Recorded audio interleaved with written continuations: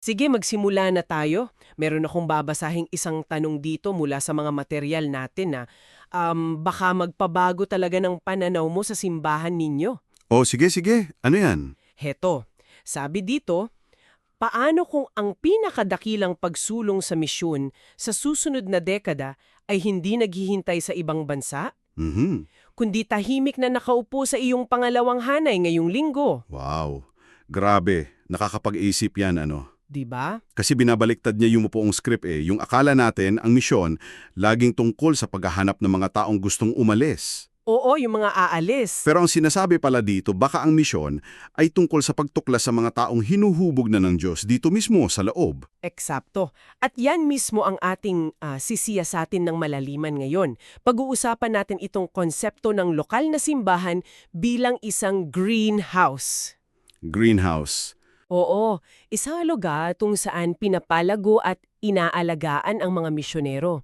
Hindi lang basta tinitipon tapos ayon, padala na. Titingnan natin kung bakit yung paraan ng paghubog ay baka mas mahalaga pa kaysa sa bilis ng pagpapadala. At dito pumapasok yung isang malaking kabalintonaan na binabanggit sa source, isang irony, kumbaga. Okay, ano yon? Sa panahon kasi ngayon, 'di ba, ang dali na ng lahat. May access tayo sa information, sa training, ang mura ng plane tickets. Oo, totoo. Pero kasabay nito, ang taas-taas ng bilang ng mga misyonerong umuuwi ng maaga. Ang estimate na binigay dito nasa 20% hanggang 50%. Grabe, kalahati yun. Oo, nagkakaroon sila ng burnout o biglang nare-realize nila, teka, hindi pala ako handa. Ang problema, sabi sa material, hindi naman kakulangan sa passion. Hindi puso ang problema. Hindi. Ang totoong problema raw, kakulangan sa proseso. Sige, himayin natin yung greenhouse kasi kapag naririnig ko yan, ang pumapasok sa isip ko ay isang lugar na mainit, maalaga. Paano yan nag-a-apply sa simbahan? Magandang tanong yan. Kasi idinidiin dito na hindi ito bodega. Okay, hindi bodega? Hindi rin daw ito launchpad, yung parang sa rocket na basta-basta na lang boom, palipad. Ang greenhouse daw ay isang kontrolado at sinasadyang kapaligiran. Sinasadya. Intentional. Oo, intentional. Dinisenyo yan para alagaan ang isang halaman. Bibigyan mo ng tamang lupa, tamang sikat ng araw, tamang tubig, hanggang sa maging sapat na siyang matibay para mabuhay sa labas. Sa labas kung saan hindi mo na kontrolado yung panahon? Eksakto. Ganyan daw dapat ang simbahan para sa mga future missionaries. Gets ko. So ang goal pala hindi lang magpadala. Ang goal ay magpalago ng mga lingkod na kayang magtagal at magbunga kahit ano pa man yung sitwasyon sa labas. Tama. Pero parang ang abstract pa rin pakinggan.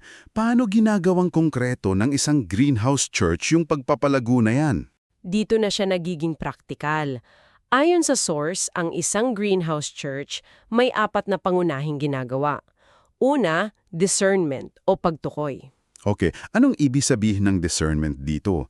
Pag alam kung sino yung may calling, ganun ba yun? Medyo, pero higit pa doon. Hindi lang yung feeling na tinawag ka, alam mo yon? Ang discernment dito ay yung pagkilala ng buong komunidad sa mga kaloob ng isang tao. Magaling ba siyang makipag-ugnayan? Paano yung spiritual maturity niya? Paano siya mag-handle ng stress? So buong pagkatao niya ang tinitingnan. Okay, malinaw yun. So after discernment, anong kasunod? Pangalawa, testing o pagsubok. Naku, parang exam.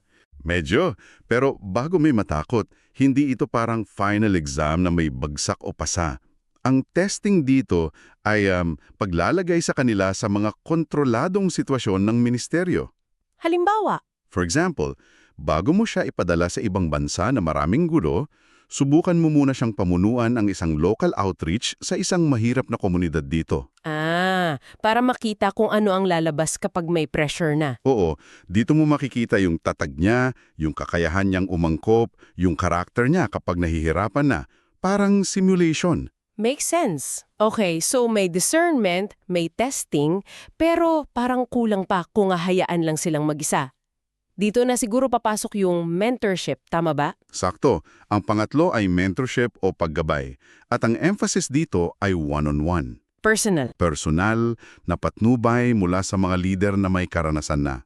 Hindi ito classroom style.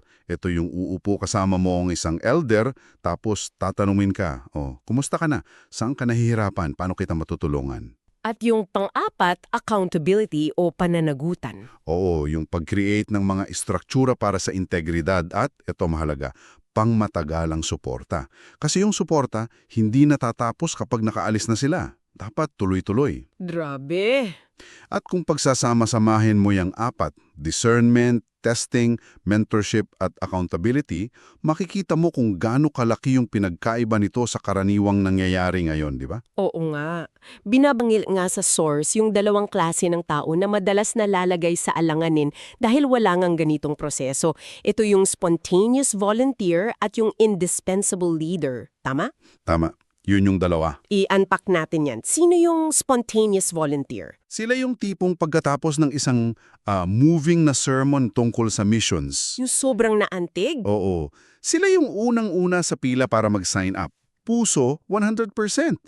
Pero dahil ang sistema ng simbahan ay reaktibo, ang sagot agad, sige, Gora! Padala na yan! Ang bilis! Napakabilis. Mhm. At ang resulta, madalas, sila yung mauuwi sa burnout? Nakakalungkot. At sa kabilang dulo naman, nandyan ang indispensable leader, yung mga pinakamagagaling. Dito pumapasok yung konsepto na talagang tumatak sa akin, yung stay-at-home bias. Yan. Grabe yan. Parang sinasabi ng simbahan, masyado kang magaling para umalis. Dito ka lang. Kailangan ka namin dito. 'Di ba? Parang baliktad. Talagang baliktad. At ang nakakalungkot, sabi sa source, hindi ito issue ng teolohiya eh. Ang ugat nito, takot. Takot? Takot ng mga leader na baka humina ang mga programa nila kapag nawala yung pinakamagaling na youth leader o worship leader. So ang nangyayari, yung kulang sa paghahanda, yun ang napapadala. Habang yung pinakahanda na sana, yun ang napipigilan. Isang malaking disconnect. So paano natin itatama yan? Saan tayo huhugot ng mas magandang modelo? Dito na tayo babalik sa Biblia. Sabi nga sa material, hindi ito bagong corporate strategy. Ito ay isang modelong mula pa sa Biblia. At ang pinakamalinaw na halimbawa raw ay yung simbahan sa Antioch.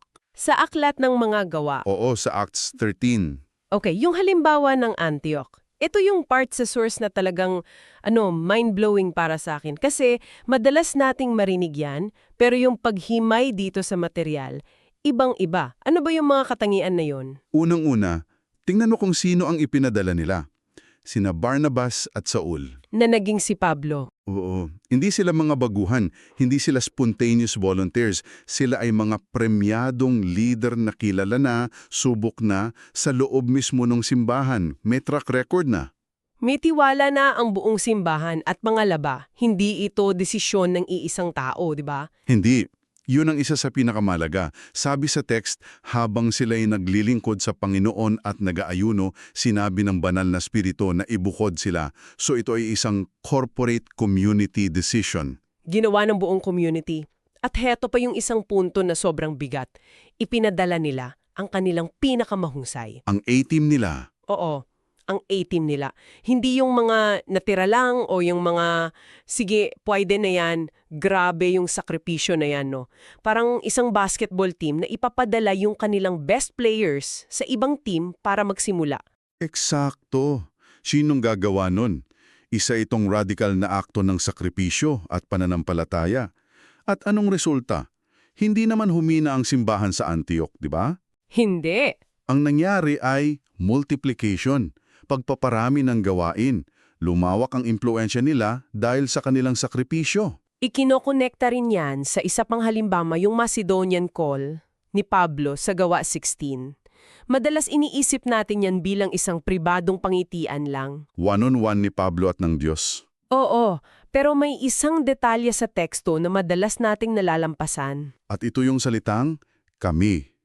Pagkatapos ng pangitian ni Pablo, ang sabi sa teksto, kami ay nagpasya agad na pumunta sa Macedonia. Hindi ako. Ibig sabihin, kahit may personal na pangitian, dumaan pa rin yan sa pagsusuri at pagsang-ayon ng mga kasama niya.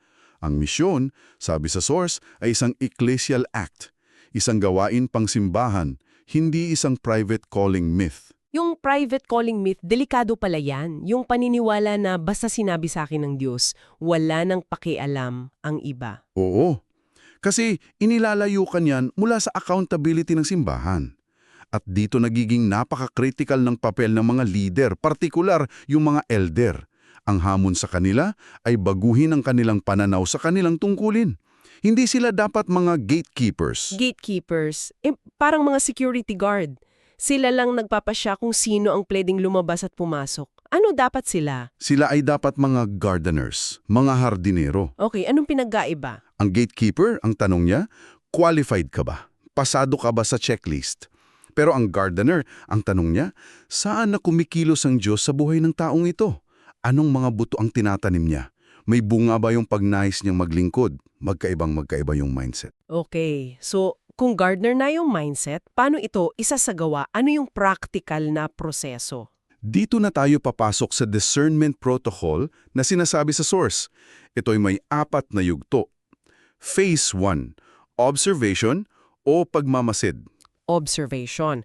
Pero ano ba yung inoobserbahan? Attendance lang ba sa church? Hindi lang yun.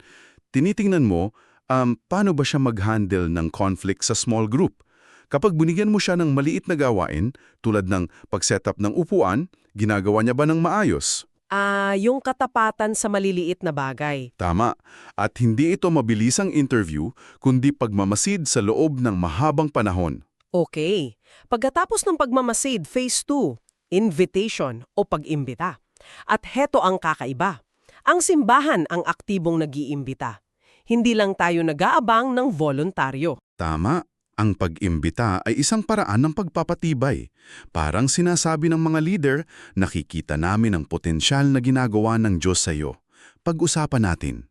Gets? Pagkatapos ng imbitasyon. Phase 3, testing. Dito na ba yung mga mahihap na tanong? Oo, pero hindi lang tanon. Dito sinusubok ang doktrina niya. Malinaw ba ang ebanghelyo sa kanya? Sinusubok din ang katatagan niya. Bibigyan siya ng ministry na hindi glamorous. Tapos titingnan kung mananatili siyang tapat. Pati yung kapakumbabaan niya, siguro. Oo, paano siya tumanggap ng koreksyon mula sa mentor niya? Hindi ito para pahirapan siya, kundi para patibayin. At yung huling yugto, phase 4, confirmation o pagpapatibay, ito yung safety net, no? Na kailangan maraming leader ang sang-ayon. Oo, plural leadership agreement. Proteksyon ito laban sa paboritismo o personal na bias. Tinitiyak nito na ang pagpapadala ay desisyon ng buong katawan. Tulad ng Celitic. Parang ang tagal, parang ang daming delay. At yan mismo ang isa sa pinakamalakas na konsepto dito. Pruning before sending. Pagpupungos bago ipadala. Ang ideya na ang delay ay isang hidden mercy, isang nakatagong awa. Teka, hidden mercy. Paano naging awa ang pagpapatagal sa isang tao na gustong-gusto ng maglingkod? Parang parusa yun pakinggan eh. Isipin mo na lang ulit yung hardinero. Bago mamunga ang isang puno, kailangan itong pungusan o iprune, di ba? Oo, tinatanggal yung mga sanga. Tinatanggal yung mga hindi malusog para yung lakas ng puno mapunta sa pagpapalago ng mas matibay na mga sanga. Masakit tingnan, pero ito ay isang akto ng pagmamahal para sa hinaharap ng puno. Ganon din sa paghahanda ng isang misyonero. So yung pagsasabi ng hindi pa ngayon ay hindi pala pagtanggi. Hindi, ito ay paghahanda. Grabe. So yung panahon ng paghihintayin pala yung mismong greenhouse? Yun yung panahon ng pag-aalaga? Anong mga particular na nangyayari sa isang tao sa panahon na yan ng pruning? 3 bagay. Ayon sa material, una, nalilinaw ang mga motibo. Paano?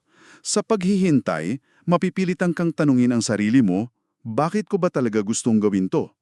Para ba sa Diyos? O para sa sarili kong adventure? Pangalawa, napapatibay ang pagkakakilanlan. Ang identity mo natututunan mong ibase kay Kristo, hindi sa pagiging misyonero. Kasi kung sa ministry nakabase yung identity mo, tapos maraming kabiguan, guguho ka. Eksakto. At pangatlo at pinakamahalaga, nahuhubog ang karakter. Ang pasensya, pagpapasakop. Hindi yan natututunan sa seminar. Natututunan yan sa proseso, sa paghihintay.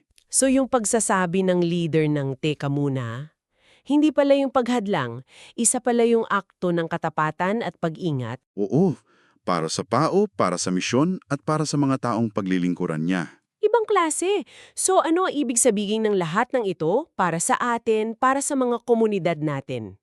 Binabago nito yung pangunahing tanong na dapat nating itanong sa ating mga simbahan. Imbis ng tanong ay, sino ang handang umalis o sinong gustong magmisyon? Ano na ang dapat ang tanong? Ang tanong na dapat ay, sino na ang nagpapakita ng mga palatandaan na siya ay isinugo? O kaya naman, sino na ang hinuhubog ng Diyos sa ating kalagitnaan na may nakikita na tayong bunga? Wow! Ang pagbabago ng tanong, binabago ang buong pananaw mula sa pagiging reaktibo. Nagiging proaktibo tayo sa pagkilala sa gawa ng Diyos. At yan ang pinakamahalagang aral dito. Ang pagbabago mula sa pagiging isang donor base, tagapagbigay pondo lang, Tungo sa pagiging isang discerning body. ama, isang komunidad na aktibong sumusuri, kumikilatis at nagpapalago. Ang layunin, hindi lang magpadala ng marami, kundi magpadala ng mga lingkod na may malalim na ugat, matatag. At ipinadala ng may karunungan at buong suporta ng simbahan. Eksakto. Sige, iiwan namin sa iyo ang isang huling kaisipan mula sa source para pagnilayan mo.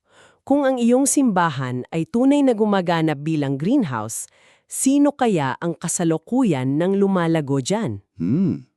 At anong mga bunga sa hinaharap na hindi pa nakikita ngayon ang maaaring naguugat na sa ilalim ng iyong matapat na pangangalaga?